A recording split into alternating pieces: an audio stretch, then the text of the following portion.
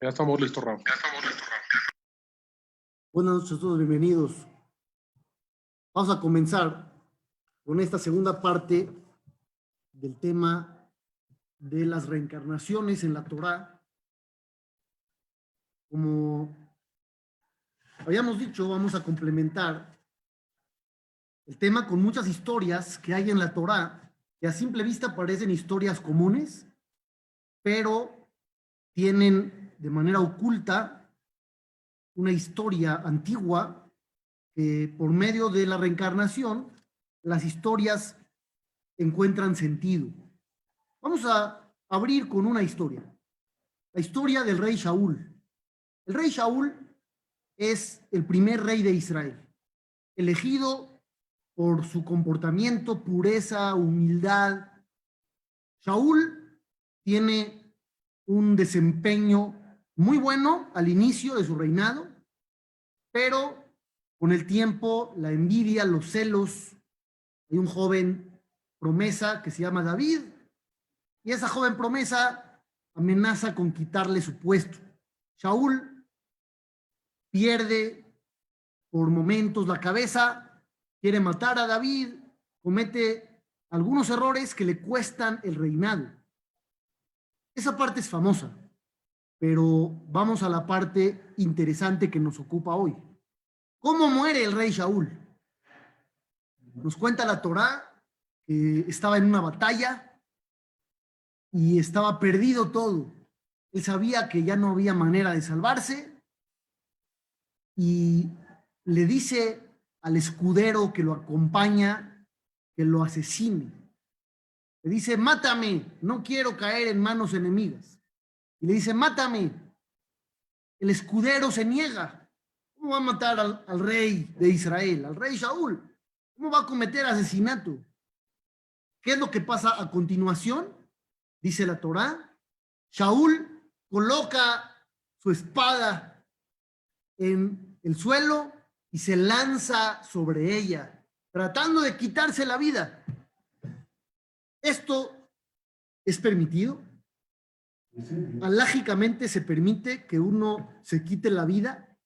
Es suicidio, el suicidio está vetado, es uno de los pecados más grandes que pueden existir en el judaísmo, es el suicidio. ¿Cómo es posible que el rey Shaul, siendo lo que era, conociendo todo lo que él conocía, se haya lanzado sobre su espada? Escuchen bien otra historia. La historia aparece en el libro de Bereshit. Todos saben que Caín mató a su hermano Abel. Cuando Dios habla con Caín, le dice, Caín, ¿dónde está tu hermano? Y Caín le contesta, la verdad no sé, yo no soy su cuidador, no soy su guardia, no soy su guardaespaldas, no sé dónde está mi hermano. Esa respuesta era la respuesta equivocada. Dios lo que quería era darte una oportunidad de reconocer, abrir plática, entrar un poquito, romper el hielo. Y en vez de aprovechar, dice, yo no soy el cuidador de mi hermano. En ese momento le dijo Hashem a Caín, ¿cómo te atreves a asesinar a tu hermano? Sus sangres claman desde la tierra. A partir de hoy, la tierra no va a producir para ti. Vas a sembrar y no vas a cosechar lo que quieres cosechar. Además, serás nómada. No vas a tener un sitio fijo para vivir.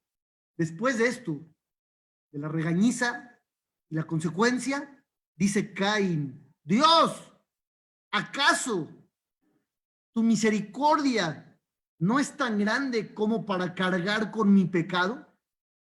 Me equivoqué, la regué, pero tú, Dios, tienes una misericordia mayor a lo que yo pueda haber cometido. Por más grave que sea mi error, tu misericordia es más grande. ¿Qué va a pasar ahorita? Me van a matar, voy a estar rondando por cualquier sitio de nómada, mi vida va a estar en riesgo. Dios acepta el argumento de Caín y le dice, todo el que mate a Caín será vengado 7 generaciones después. ¿Qué es esto de 7 generaciones? ¿Qué significa? El que mate a Caín tiene 7 generaciones. ¿Qué significa eso?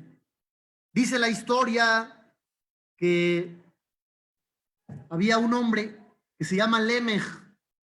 Lemej vive posterior a Caín y lo mata de forma accidental. Lemej mató a Caín en un accidente. Lemej es descendiente de Caín y lo mata de forma accidental. ¿Qué dice la Torá? Este hombre tenía 2 esposas. Las esposas ya no quieren saber nada de él. Le dijeron, tú mataste, no me importa si fue accidental o no fue accidental, tú mataste a alguien, ya no queremos estar contigo. Lemej le dice a sus esposas, miren, si Caín tuvo 7 generaciones de tolerancia, Dios dijo 7 generaciones y luego van a tener poder sobre ti.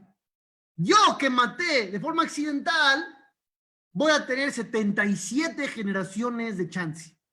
Así dice la Torá. Seguramente ustedes han leído esto, pero no parece tener un sentido. Dice, Caín, Dios le dijo, 7 generaciones, nadie te va a hacer nada. Ya después tienen poder de matarte.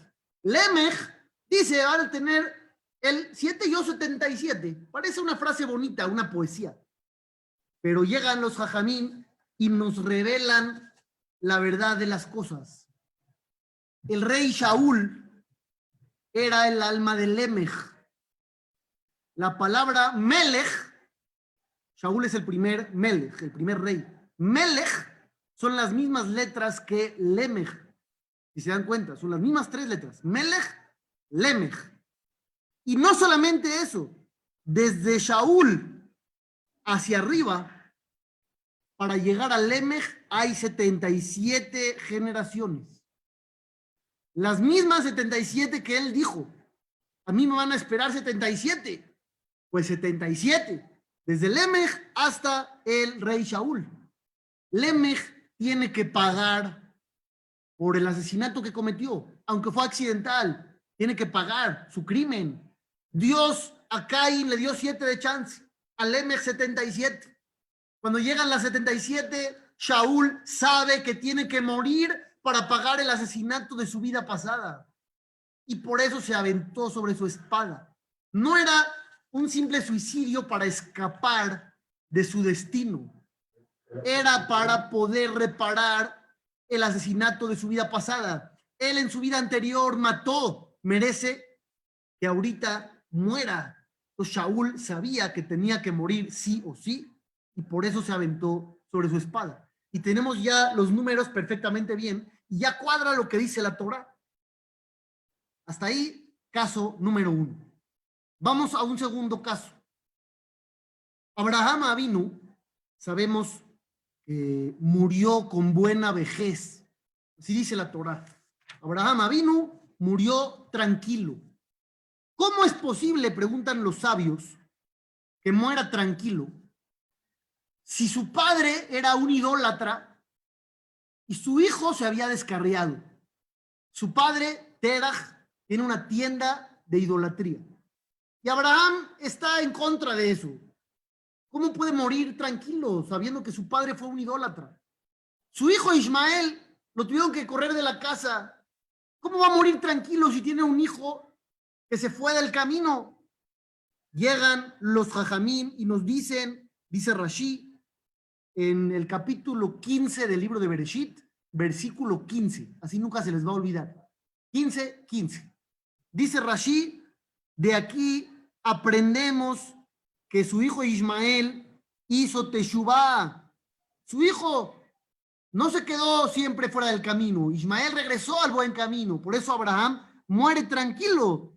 Y además, Terach, su papá, también regresó al buen camino.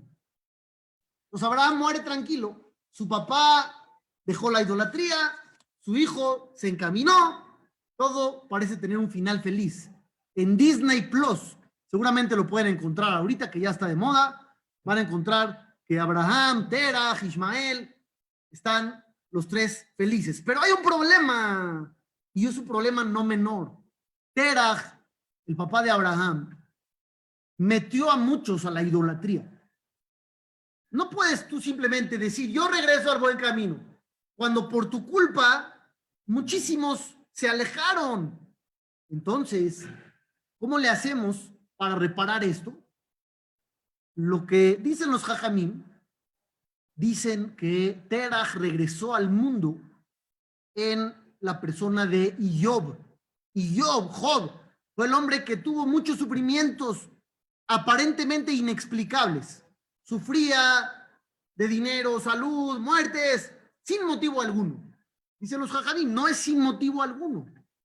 Él tenía que pagar por su vida anterior. Él en su vida pasada fue Terach, el padre de Abraham, y por más que hizo Teshuvah, tenía que pagar por todo lo que provocó en la sociedad. Hasta ahí, sabido, famoso. Pero me voy a ir a otro punto. ¿Qué pasa con la esposa de Terach? La madre de Abraham. ¿Qué onda con ella? La madre de Abraham Avinu, pues también tuvo satisfacción de la tienda de idolatría, ¿estamos de acuerdo? El ingreso familiar, ¿de dónde venía? De la venta de ídolos. Seguramente la mamá de Abraham Avinu también fue a comprar algo al Buen Fin, y también fue a Paseo Interlomas, y se compró algunas cosas, y todo eso venía de dinero de la venta de idolatría. Entonces ya me dijiste que Abraham regresó al mundo, digo, el papá de Abraham regresó al mundo, y fue Job y sufrió, y con eso pagó. ¿Qué hay con la esposa? La mamá de Abraham. Escuchen bien, hay un relato en el Talmud, en el tratado de Gitín. Este relato se suele contar en Tisha B'Av, porque tiene que ver con el imperio que dominó y que destruyó el templo sagrado de Jerusalén. Cuenta ahí el Talmud que hubo una mujer que tenía 7 hijos y de repente el César está empeñado a que los hijos de esta mujer se tienen que someter a la cultura y optar por alejarse del judaísmo e inclinarse frente a una estatua, cometer idolatría. Nos dice ahí que llamaron al primero, al hijo mayor, y el hijo mayor recitó un versículo de la Torá que dice cómo la idolatría es prohibida de ninguna manera, y lo mataron. Trajeron al segundo, lo mataron, tercero, cuarto, quinto, sexto, séptimo. Cuando llegó el séptimo, le dijo el rey, me están haciendo quedar mal. No he logrado que ninguno de ustedes elija la idolatría. No está bien. ¿Qué imagen estoy dando? Le dijo al hijo chiquito, ven, te voy a susurrar algo. Voy a aventar mi anillo al suelo. Y tú lo recoges. Cuando te agaches por él, la gente que está hasta atrás no ve que había un anillo. Van a pensar que te inclinaste y que mínimo a uno lo logré convertir. Y el hijo se negó. Y al final lo mataron también. Esa parte de la historia tiene sentido. Judíos de todas las épocas han entregado su vida para conservar su identidad. Lo que no tiene sentido es lo que sigue. Dice el Talmud que esta mujer, antes de que su séptimo hijo perda la vida, le llamó y le dijo, ahora que vayas al más allá, quiero que vayas con Abraham el patriarca y le digas, Abraham, tú tuviste el reto de matar a uno de tus hijos y solamente fue un reto. Al final te quedó vivo Isaac. Yo en cambio le construí a Dios 7 altares y entregué a mis 7 hijos en honor al Todopoderoso. Y aquí es donde no tiene sentido. ¿Qué necesidad hay de irle a presumir a Abraham? Abraham tuvo un reto, lo pasó con éxito. Tú tuviste otra experiencia. ¿Qué tiene que ver? ¿Por qué irle a decir a Abraham? Abraham, tú tuviste una y al final yo 7, y el tuyo fue un reto, no se tuvo que cristalizar nada, yo materialicé, yo entregué a los 7. ¿Qué necesidad hay de ir a presumir a Abraham. Dicen los Jajamim, esta mujer es la madre de Abraham. La madre de Abraham Avinu está reparando su vida anterior. Antes embaucó a mucha gente a la idolatría. Ahora sus hijos, por la educación que ella les dio, entregaron su vida por el Creador.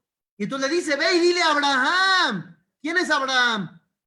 Su propio hijo. Ve y dile a mi hijo, misión cumplida. Dile que ya, ahora sí, está completa la historia. Ya podemos estar en paz. No solamente el padre, que fue Iob, sino también la madre, que fue esta mujer. Dicen que es Haná el nombre, la Gemara no dice el nombre, dice nada más una mujer. Tercera historia, dice el Talmud, dijo el sabio Shimón Atzadik. Shimón Atzadik declaró, nunca comí del sacrificio que acercó un nazir que dejó su periodo de abstinencia. Un nazir era un hombre que decide purificarse más allá de la ley, abstenerse de ciertos placeres como el vino, tiene que guardar una pureza mayor, no puede tocar muertos, etcétera, etcétera. Dijo Shimón Atzadik, normalmente un nazir, cuando termina su periodo, tiene que llevar un sacrificio al templo sagrado. Él no comía de esos sacrificios. Ya saben que hay una parte del sacrificio que se quema, otra le corresponde al Cohen.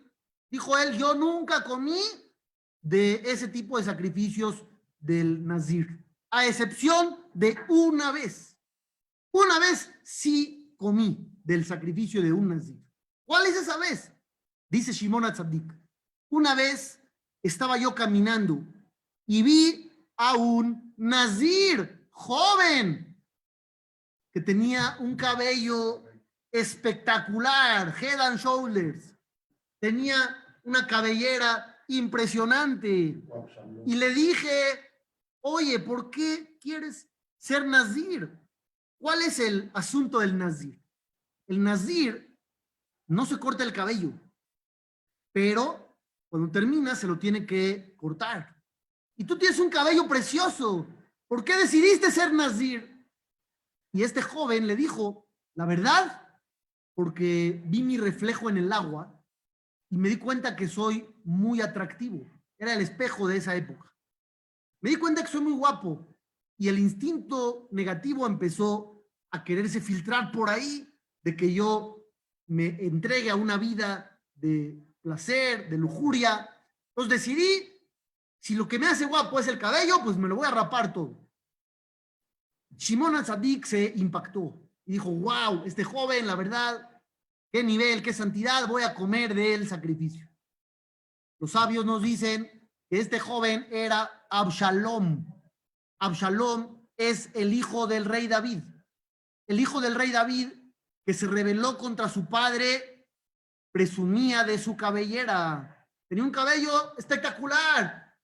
Y cuando se rebeló contra su papá y fue a la batalla, pasó por debajo de un árbol con muchas ramas y su cabello quedó atrapado en las ramas del árbol y con eso lo capturaron, lo mataron. Pero nunca alcanzó a arrepentirse, nunca remedió, nunca reparó nada. Ahora bajó al mundo otra vez con una gran cabellera, muy bonita, igual que antes, pero ahora él, por voluntad propia, decide entregar su cabello en honor a Dios. Esta es la cuarta historia. Me voy a ir a otra historia, escúchenla bien. Dice la Torá sobre un hombre llamado On Ben Pelet. ¿Quién es On Ben Pelet? Hubo una rebelión de un hombre llamado Korah en el desierto.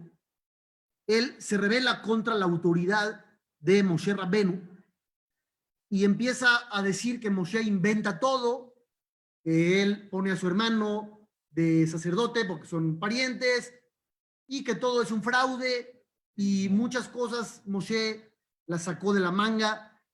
Y a esa rebelión se le unen varias personas, entre ellas un hombre llamado On, hijo de Pelet, On Ben Pelet.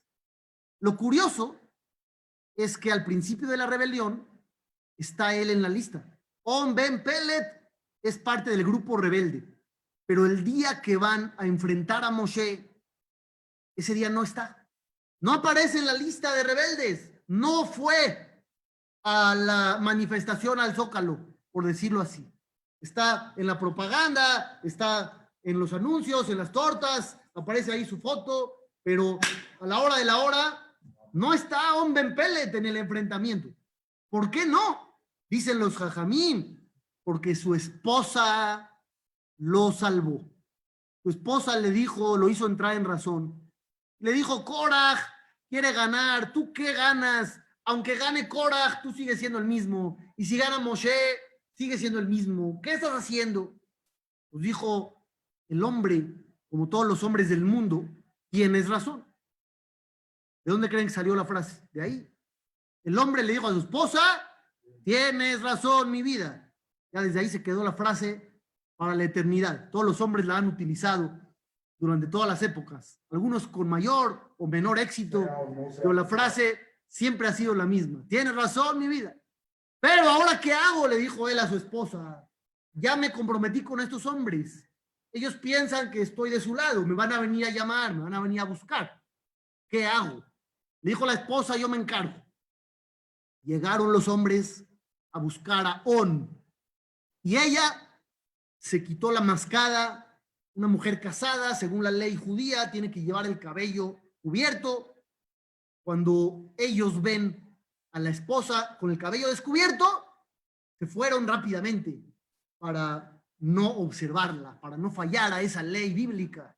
Y así se salvó On Ben Pelet de que se lo llevaran a la rebelión. Escuchen la segunda parte de la historia. David Amelech, que hablamos hace ratito del rey David, era una joven promesa, llega a lo más alto. ¿Cómo llegó a lo más alto? Porque mató a Goliat, el enemigo de Israel, el gigante temido por todos, que medía como 3 metros y pico de altura. El rey Shaul dijo, el que mate a este hombre le doy a mi hija por esposa. Así de desesperado estaba. David lo logró y se convierte en el yerno del rey Shaul. Se casa con Mijal. El rey Shaul, cuando empieza a tener envidia y celos, manda a traer a David para asesinarlo. Pero su esposa Mijal le salva la vida. Ella lo ayuda a escapar por la ventana. Cuando entraron los guardias ya no estaba.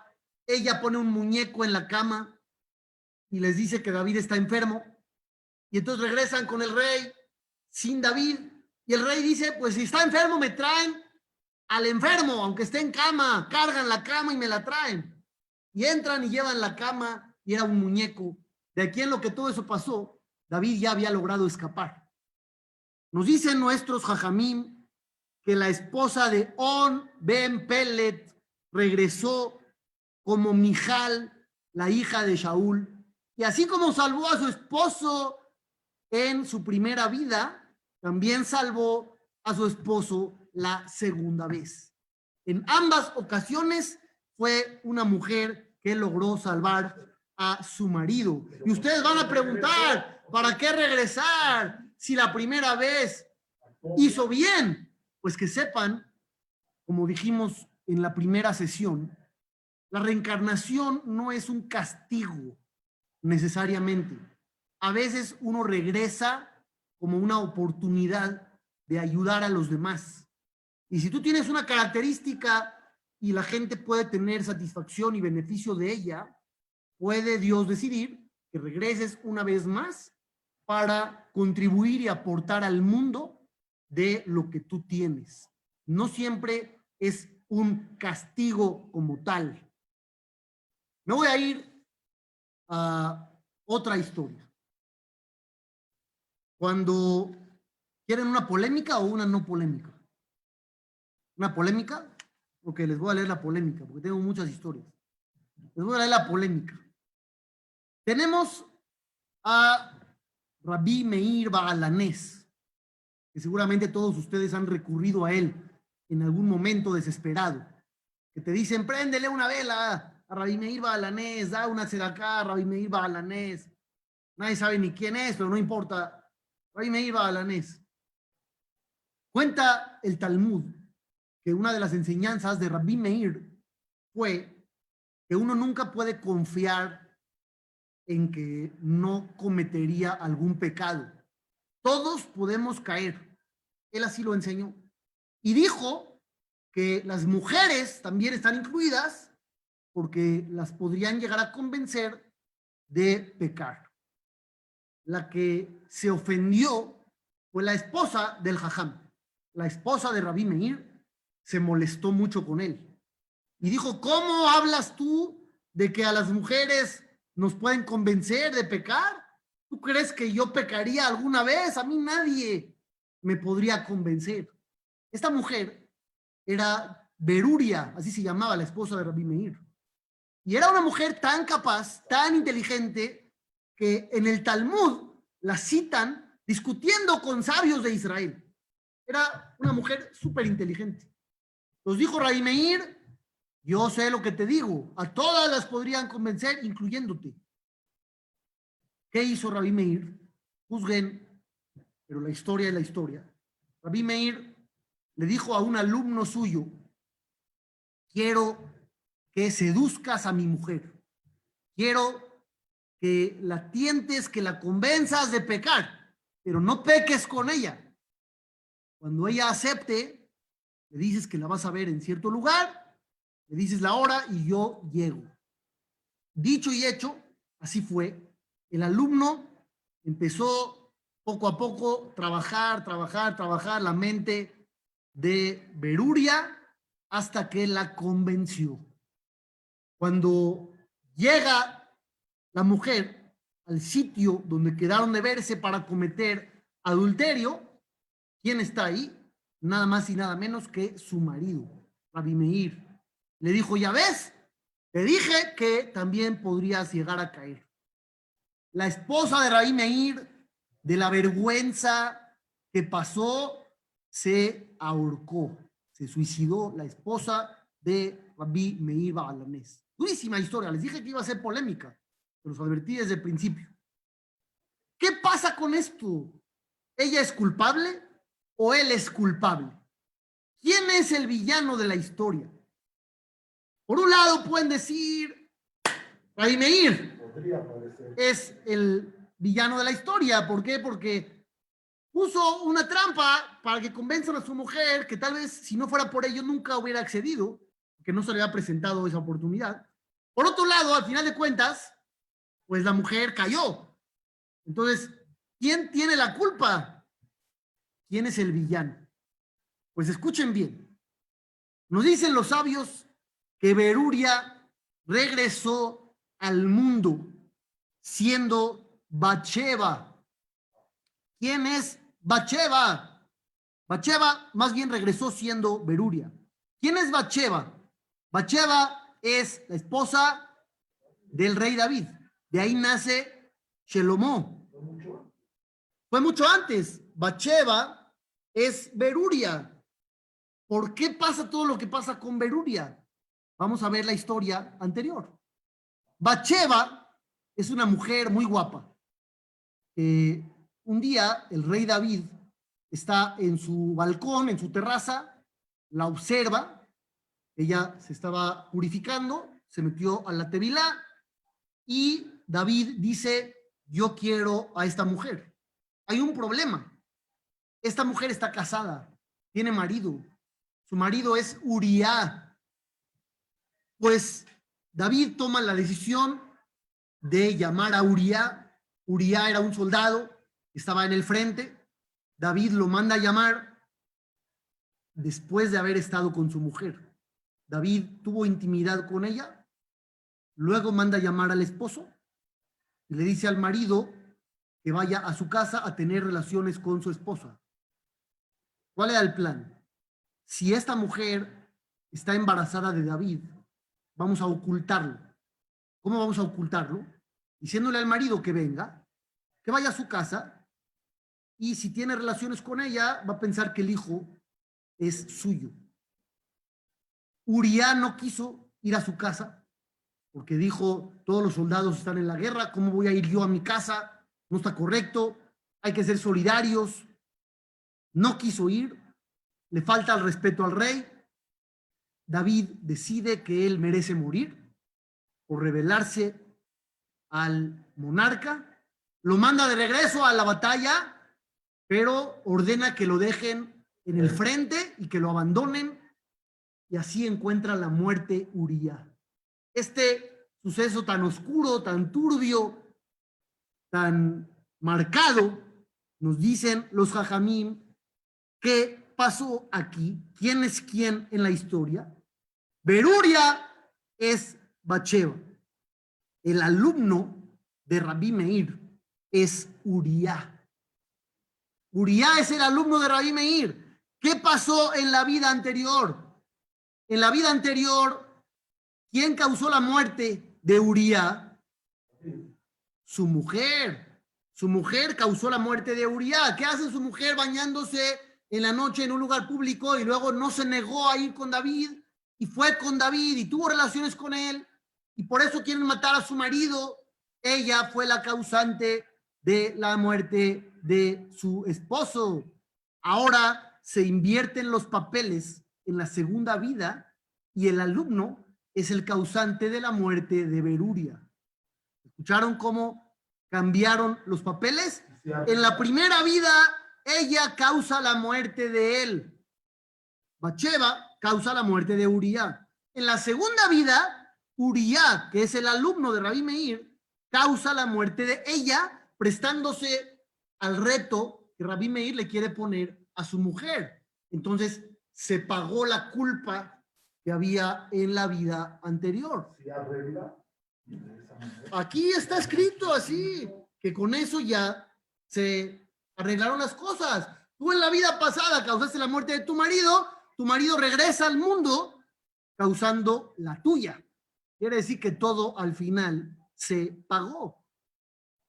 Esta es otra historia, como vemos que la reencarnación viene para reparar, o viene a pagar, o viene a contribuir, sea cual sea el escenario. Esta vida tiene una previa que con esa las piezas encajan y se puede entender todo el suceso. Una pregunta que me hicieron de la clase pasada era si hay tantas vidas, cuando tengamos vida eterna, ¿qué cuerpo vamos a ocupar?